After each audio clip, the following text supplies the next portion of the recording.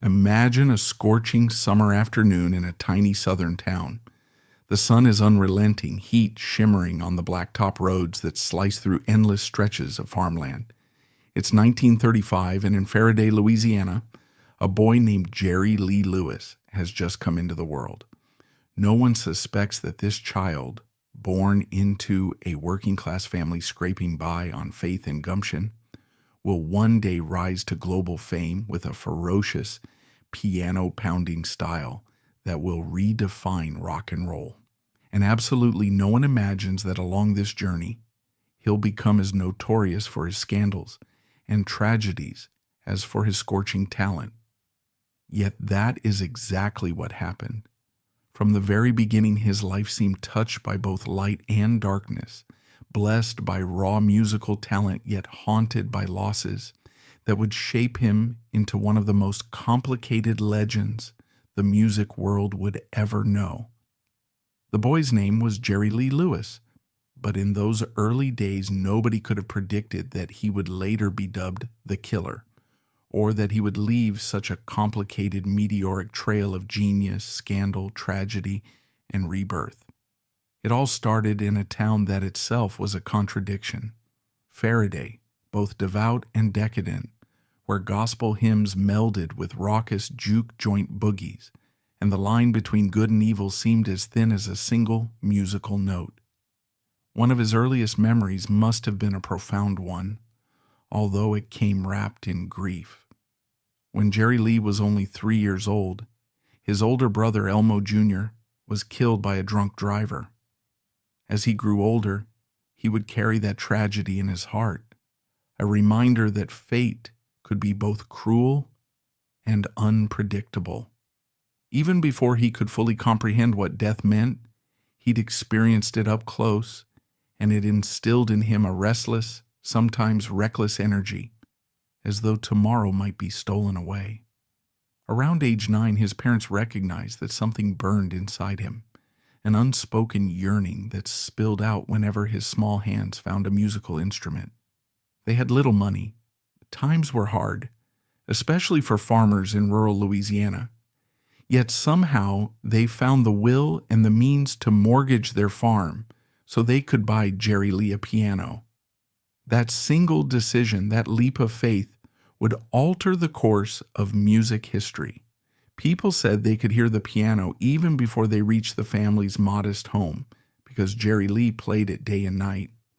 At first he taught himself simple chords, but it wasn't long before he was experimenting with fast danceable rhythms, boogie-woogie patterns that would become one of his signatures.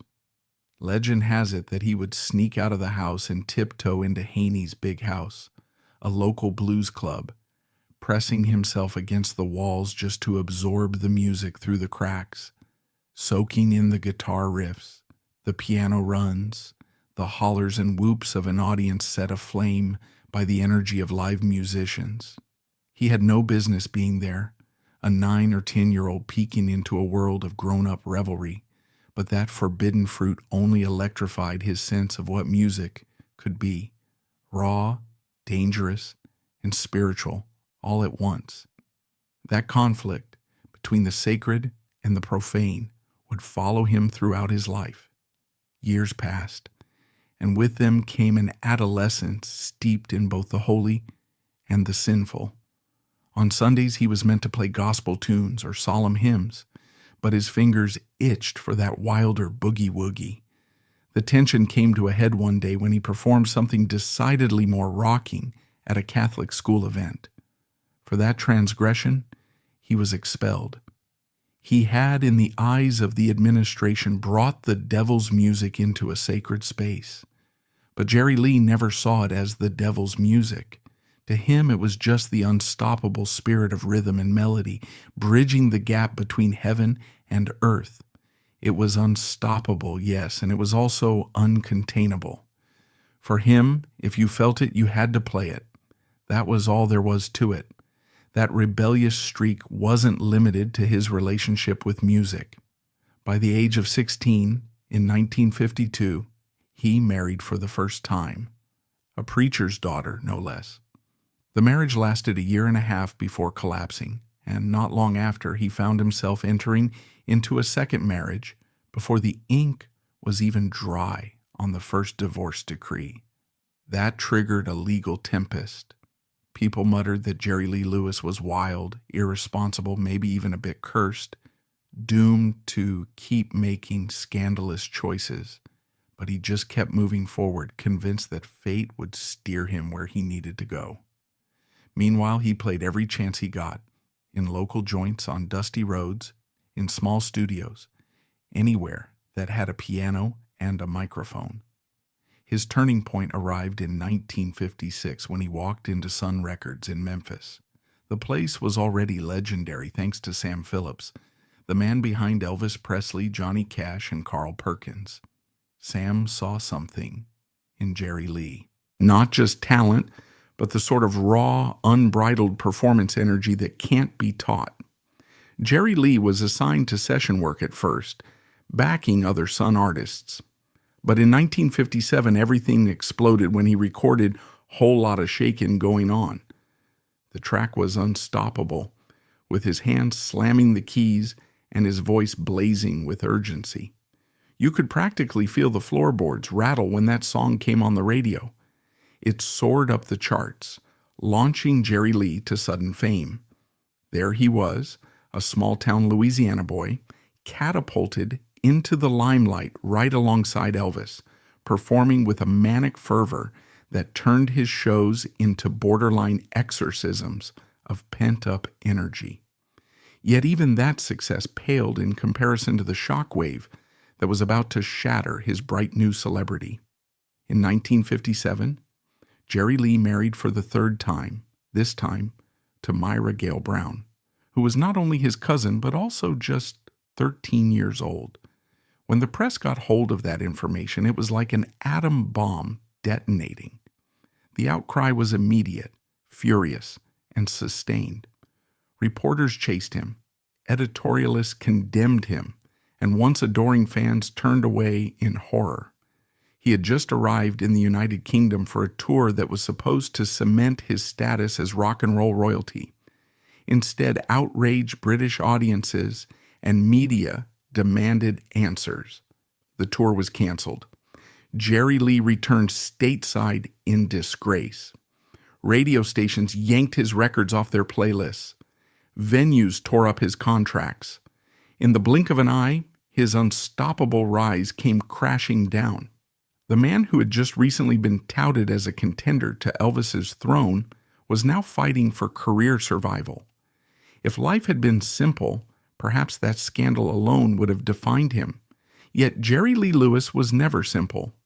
The late 1950s turned into the early 1960s, and he faced a string of misfortunes that might have broken a lesser spirit. In 1962, tragedy struck again. His son, Steve Allen Lewis, just 3 years old, drowned in a swimming pool. It was a devastating blow, a heartbreak that Jerry Lee never truly moved past. He had lost a brother in childhood, and now he had lost a young son in circumstances that must have felt cruelly random. His music, for a time, took on a deeper, more sorrowful tinge. Even as he continued trying to recapture some of that old rock and roll glory, he found that the public was slow to forgive or forget the scandals. By the late 1960s, Jerry Lee took a surprising left turn: country music. At first, some industry watchers thought it was a desperation move, a man who couldn't reclaim his rock status trying to find a new audience. But Jerry Lee had always loved country. After all, from Faraday to Memphis, the line between country, gospel, and blues was always thin. It was all about telling stories, about heartbreak and redemption, and no one had lived heartbreak more thoroughly than him. Songs like Another Place, Another Time started popping up on country radio, and, to people's astonishment, they became hits. He found new fans among the honky-tonk crowd, people who saw in Jerry Lee a raw authenticity that spoke to hard-living, whiskey-soaked nights. He even filmed a performance at the Grand Ole Opry. It was a legendary night. He broke every rule by playing extended boogie-woogie piano riffs and belting out rock numbers that the conservative Opry crowd found borderline sacrilegious. He was never invited back, but that one performance went down in history as Jerry Lee's refusal to be tamed by any institution, whether it be religious, educational, or musical. The country phase kept him afloat, though he was still seen as an outsider in many ways. Too rowdy for the Opry set, too old and scandal-stained for the new generation of rock fans. The 1970s brought more personal upheaval. His marriage to Myra ended after allegations of abuse. He married Jaren Pate, his fourth wife. The cycle of heartbreak, drama, and even violence continued. In 1972, another tragedy hit. His son, Jerry Lee Jr., died in a Jeep accident at age 19. It was the second child Jerry Lee had lost, a blow so heavy that it's a wonder he found any will to continue performing. But continue he did, though often in an increasingly reckless fashion. One infamous story tells of how, in 1975, he fired 25 gunshots into the door of his own office. The reason remains murky. Some say it was anger, others claim it was stress or the influence of alcohol and pills. But the result was yet another bizarre chapter in a life that was already too full of them. Then came 1976, a year that seemed to condense all the chaos into one dizzying crescendo. During his 41st birthday party, an incident occurred that would become the stuff of dark legend. Jerry Lee accidentally shot his bass player in the chest. The man survived, but it underscored how hazardous it could be to be around Jerry Lee when he was in one of his states of wild abandon. Not long after, he was arrested twice in the vicinity of Elvis Presley's Graceland. In one of those arrests, he crashed his car into the gates while he was reportedly drunk and armed. Elvis was inside at the time, and the story goes that he was informed Jerry Lee Lewis was outside, brandishing a pistol. Whether it was an actual threat or just drunken bravado, it further cemented Jerry Lee's reputation as a live wire, someone capable of erupting into chaos at any moment. In 1981, years of alcohol abuse and reckless living nearly claimed his life. He suffered a stomach rupture that brought him to the brink of death, and doctors scrambled to save him. Miraculously, he survived, but the close call seemed to do little to soften his impulses. The following year, his wife Jaren drowned in a friend's swimming pool before their divorce was finalized. Then in 1983, he married Shawn Stevens. 77 days later, she died under circumstances that remain shrouded in suspicion. Officially, her death was from an overdose, but rumors circulated that not everything was as it seemed. It was a litany of sorrow upon sorrow, scandal upon scandal, and it felt like Jerry Lee's name couldn't appear in headlines unless it was attached to tragedy or controversy. Yet in the midst of all this, he received one of the highest honors possible for a rock musician. He was inducted into the inaugural class of the Rock and Roll Hall of Fame in 1986. The man who'd been effectively ostracized from the mainstream decades earlier had at last been recognized as one of the founding fathers of rock and roll. Elvis, Chuck Berry, Little Richard, they were all inducted that year, and Jerry Lee was right there among them, his fierce piano style credited for shaping the very nature of modern music. It was a sweet triumph, but it came at a time when his life was again in disarray. By 1988, he owed nearly $2 million in back taxes. The IRS confiscated property and assets, leading to humiliating public auctions of his belongings. In 1989, a Hollywood biopic titled Great Balls of Fire was released, dramatizing his life story. Starring Dennis Quaid as Jerry Lee, the film captured some of the mania and flamboyance of his early years, but Jerry Lee himself despised it, claiming it was an oversimplification that made him look like a buffoon. he wasn't entirely wrong.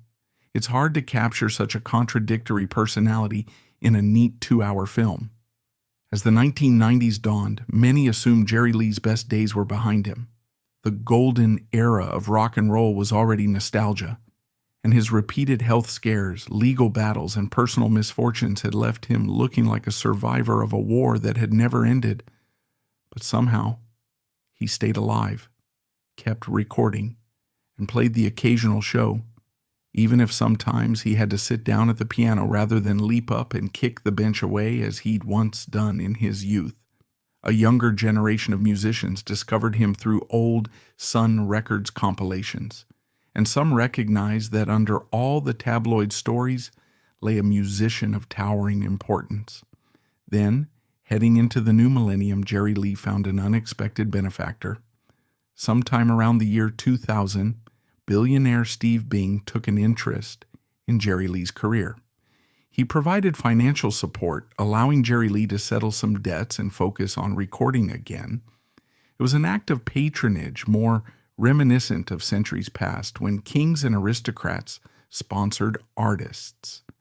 Freed from at least some of the crushing weight of debt, Jerry Lee entered a period of cautious resurgence. He continued to record, releasing albums that mixed country, rock, and gospel influences. His voice, weathered by time and vice, took on a new depth, and his piano playing, though no longer as acrobatic, remained as fiery as ever. But the personal twists kept coming.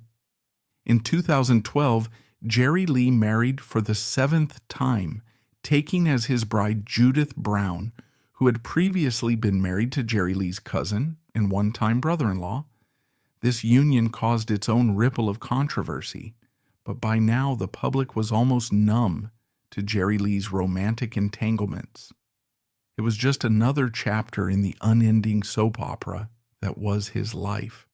Around the same time, he became embroiled in a dispute with his daughter Phoebe, who had been managing his career but was now forced out.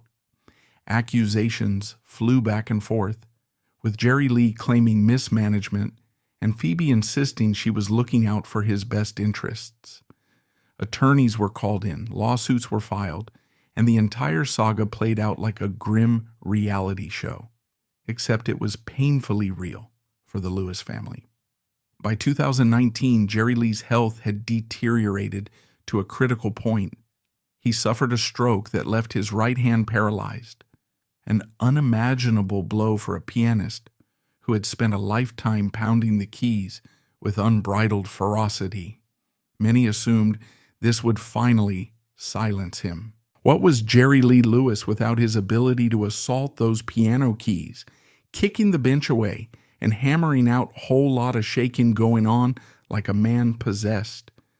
Yet again, he defied the odds.